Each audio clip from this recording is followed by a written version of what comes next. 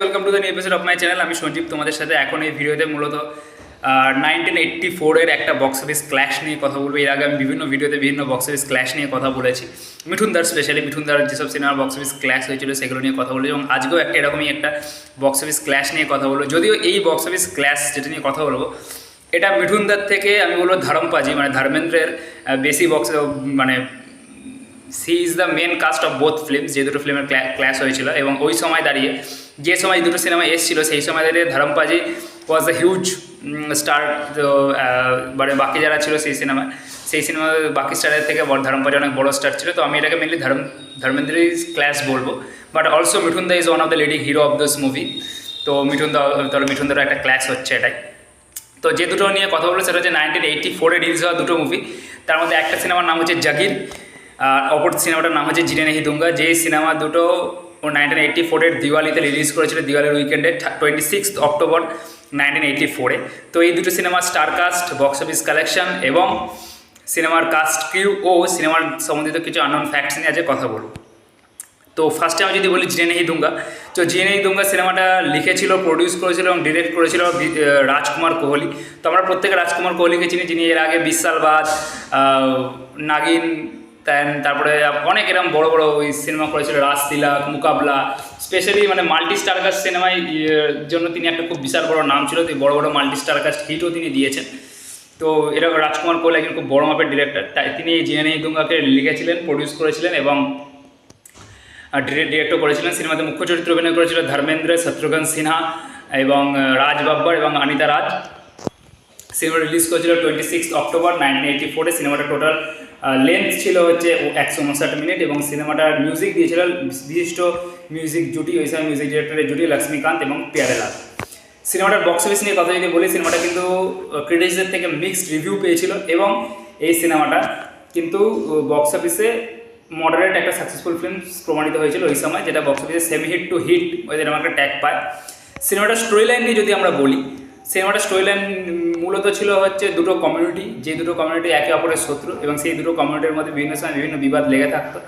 এবং বাট সেই বিবাদটা মেটানোর জন্য একটা কমিউনিটির একজন মানে প্রিন্স বলতে গেলে, সে অন্য কমিউনিটির একজন মহিলাকে বিবাহ করতে যায় এবং তারপরে কি তাদের মধ্যে সেই ঝামেলা সেটাকে মেটে নাকি আরও প্রবলেম বেড়ে যায়, এই নিয়ে হচ্ছে সিনেমাটা। যেটা মূলত ওই সময় বেশিরভাগ ইন্ডিয়ান সিনেমাতে দেখা যেত, যে কমিউনিটির লড়াই, দুটো মানে রাজঘরানা টাইপের এই টাইপের যে লড়াই, দুটো জমিদারদের লড়াই, এরকম একটা সিনেমা ছিল। এর আগে এই নিয়ে অনেক টাইপের সিনেমা তৈরি হয়েছে, এরকম সাবজেক্ট লাইক ধরমবীর, আরও অনেক সিনেমা আছে, ঠিক আছে। তো ওরকমই একটা সিনেমা ছিল এটা এবং বক্স অফিসে দিওয়ালির উইকেন্ডে রিলিজ করেছিল এবং মডারেটলি সাকসেসফুল হয়েছিল।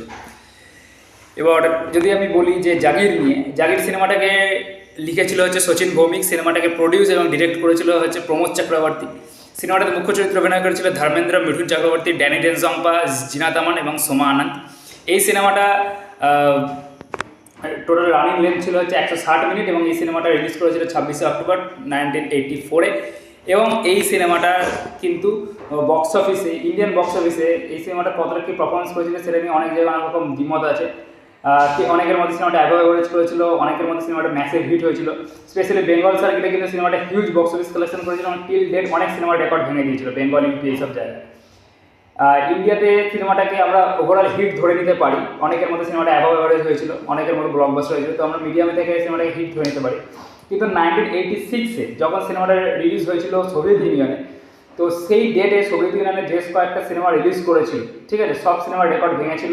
মানে 1986-এর কথা বলছি আমি, অল ওভারের কথা বলছি না। কিন্তু 1986-এ ইন্ডিয়ার যে কটা সিনেমা সোভিয়েত ইউনিয়ন রিলিজ করেছিল সব সিনেমা রেকর্ড ব্রেক করেছিল এবং সোভিয়েত ইউনিয়নে রিলিজ হওয়া ইন্ডিয়ান সিনেমার মধ্যে সব থেকে বেশি কালেকশন এই সিনেমাটা করেছিল 1986-এ এবং সেই সংখ্যাটা ছিল প্রায় 38 মিলিয়ন। এবং সোভিয়েত ইউনিয়নের সিনেমাটা ব্লকবাস্টার হিট হয়েছিল একটা। এবং যদি এখনকার সঙ্গে আমি সিনেমাটার অ্যাডজাস্টেড গ্রস কালেকশন তুলনা করি, তাহলে সিনেমাটার অ্যাডজাস্টেড গ্রস কালেকশন হয় প্রায় 474 কোটি টাকা, ঠিক আছে। তো হিউজ বক্স অফিস কালেকশন সিনেমাটা এনেছিল। এবার আমরা যদি এই সিনেমাটার সম্বন্ধিত কিছু সিনেমাটার মিউজিক দিয়েছিল বিখ্যাত music director, legend music director RD. Barman. তো মিউজিকের ক্ষেত্রেও কিন্তু আমরা একটা ক্লাস দেখতে পারি, কারণ আর.ডি. বর্মন ভার্সেস দেখেছে লক্ষ্মীকান্ত প্যারেলা। দুটো সিনেমারই কিন্তু গান মোটামুটি মানে জিনে নেহি দুঙ্গার সব গান খুব একটা হিট ছিল না, মোটামুটি অ্যাভারেজ হিট ছিল। বাট অপরদিকে জাগিরের কথা যদি বলি, জাগিরের কিন্তু গান কিন্তু হিউজ হিট ছিল। আমি যদি হিন্দিতে গানের কথা বলি, কি চোরি তেরা কাম হে, তারপরে হচ্ছে শহরে মে শহর শহর কলিকাতা, হাম হে দিলওয়ালে, প্রত্যেকটা গান কিন্তু হিউজ হিট হয়েছিল।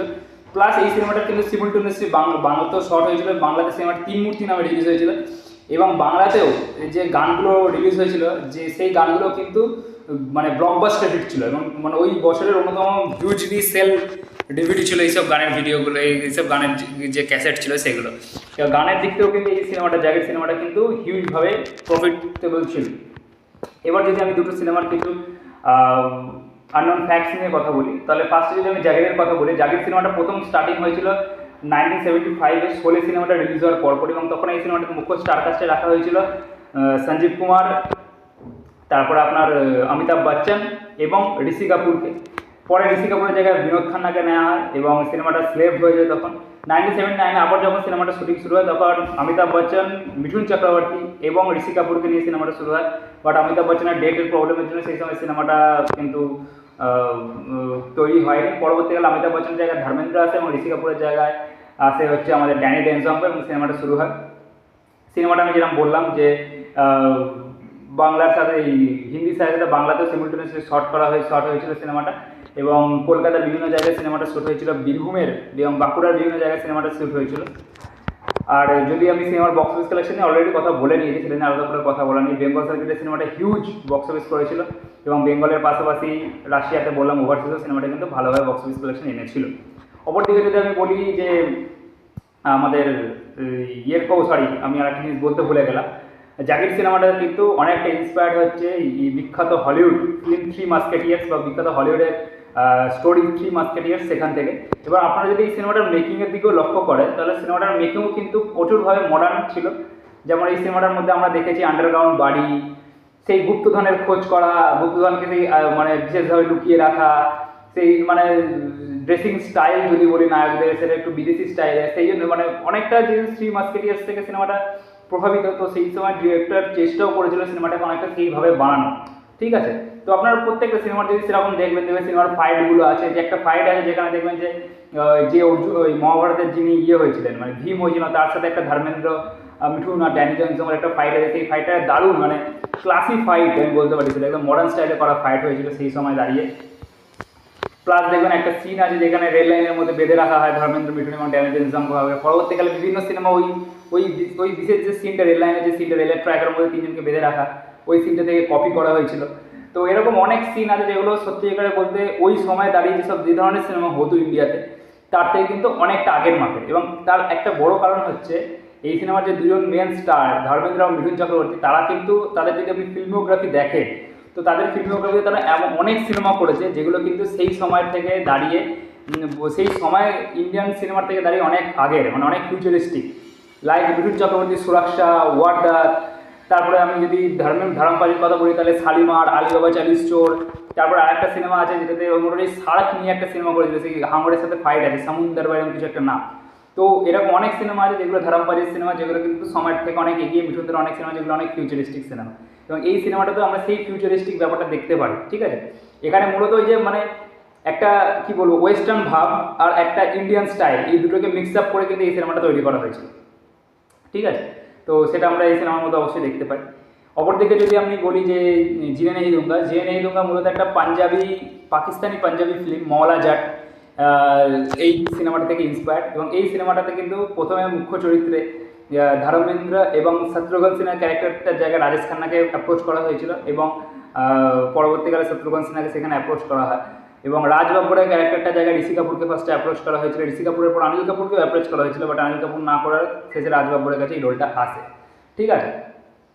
তো এইটাই ছিল দুটো সিনেমার বক্স অফিস ক্ল্যাশ, যেটা হয়েছিল 1984-এর 26 অক্টোবরে, এবং দিওয়ালির উইকেন্ডে, এবং দুটো সিনেমার বক্স অফিসে সফল হয়েছিল।